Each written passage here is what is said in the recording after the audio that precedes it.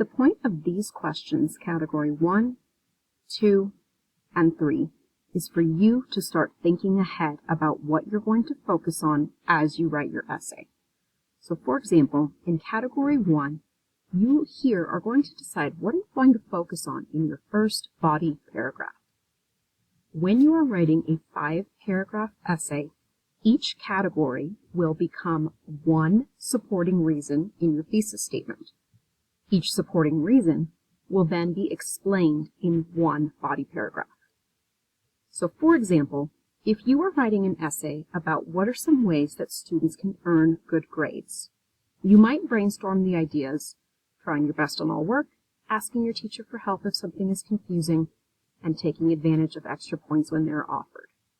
You would then take these 3 reasons and put them into your thesis statement.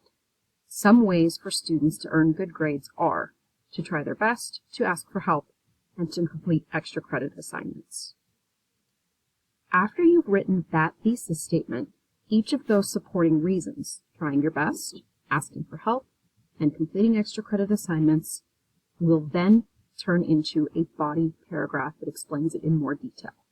So for example, body paragraph 1 would focus on trying your best, body paragraph 2 would focus on asking for help, and body paragraph 3 would focus on completing extra credit. Similarly, you will need to choose category 1, 2, and 3 for your essay on why scientists believe that Otzi the Iceman was murdered. There are some possible categories listed for you.